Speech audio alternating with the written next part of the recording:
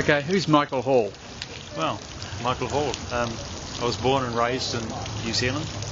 I now live in Sydney with my wife and 3 children. I'm a photographer. I have been for a number of decades now. Formerly travel, corporate, then commercial photographer. Now I consider myself a fine art photographer. Yeah, and what's your current project, Michael? Well, my most significant current project is a project on climate change. Yes. Which I've been working on now for just over 2 years. Yes. And it's taken me around the world. Oh yeah. So how many countries has it taken to you so far, and what do you expect to cover? Well, so far I've covered a number of different situations in Australia. Yes. Specifically drought and coal-fired. So where are you off to next? I'm going to head off to the Michael? States to take a trip. There's so many things happening there, both good and bad. First port of call will be Los Angeles, and then I'm going to head out to the Mojave Desert to photograph renewables, specifically solar and wind. There's so much good stuff that's happening over there. I really want that to become part of the project. And then I'll head on to I think it's sort of Nebraska and Iowa to cover off the agribusiness. Yes. Huge agribusiness lots there. And then probably New Orleans, if I can afford the time. Yeah. I'd like to cover some of New Orleans, the devastation, the aftermath of Hurricane Katrina. And then the Gulf oil, the big BP disaster that's recently happened. Yes. That's going to have to become part of the project as well. You know, it's all about fossil fuels, and oil is one of them. Yes. And so that's enough for a trip, really, Yes. until I Yes. come home. I'll get back home, and then I'll. And then you're looking at another continent in regards to oil as well. Oh well, I am. Nigerian Delta. What's happening there?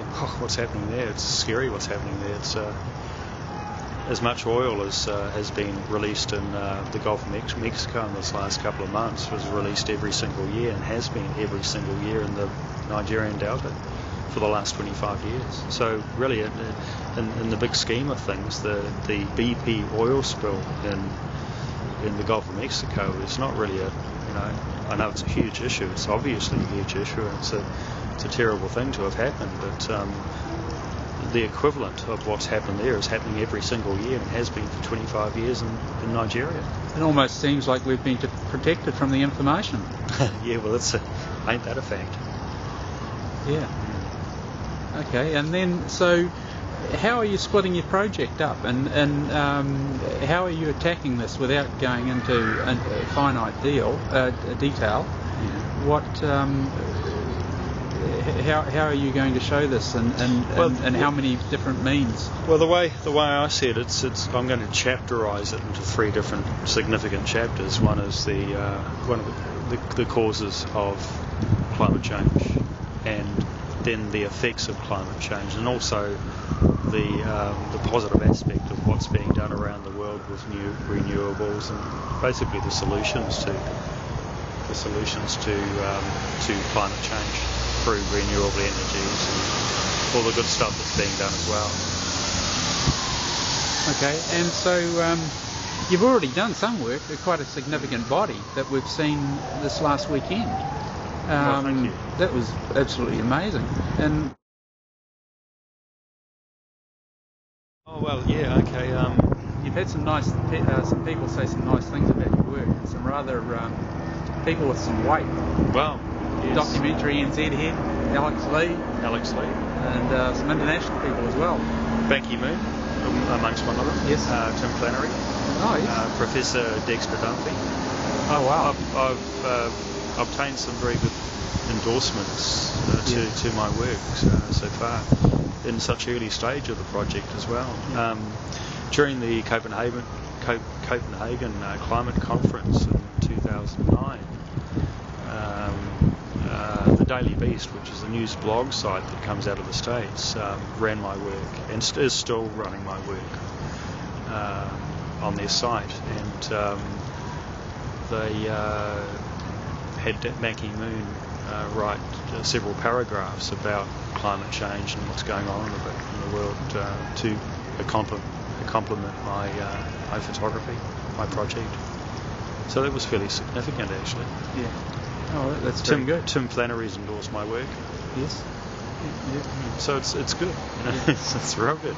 So I hear there's some possibilities of some corporates that could be interested in this. Well, there are a few, and there's a list that we're working through of people, corporations, philanthropists that we will be approaching. Oh, okay.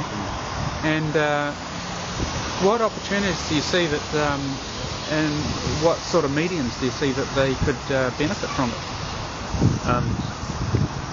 Your camera getting wet, I think. No, don't worry about it, mate. Right. This is more important. That's part of global warming. Thank you. Yeah. That's right. It's called liquid sunshine. If it's not drought, it's flood. Yeah. No, I don't know how to answer that question. Yeah. Okay. Yeah. Well, I could just play the politician for you.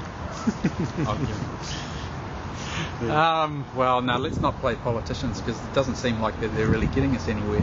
No, exactly. What did Margaret Mead once say, the American social anthropologist? I don't know, what did she say?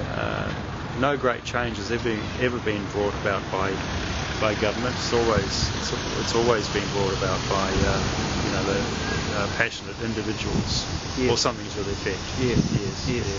Yes. No, I think she's right. I think she's right as well. Yeah. The politicians seem to only worried about their next term. Yes, very much so. Where this problem seems to be a very extended term. Short-term thinkers, without a doubt. Yeah. Now, this is truly a people's issue. Yes. The more people who have a realisation of what's going on in the world, the more change is going to happen. Yes. That's where I see myself coming into the picture. I understand it was a book that actually, before your accident, that you had read that really... Well, yes. Can you tell me a bit about the book?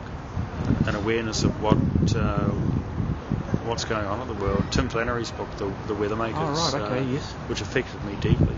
Yes. Okay. And just who is Tim Flannery, and what's his background? Tim Flannery is Australian. Won Australian of the Year in 2006, I think it might have been. May have been 2007. He's a professor of note.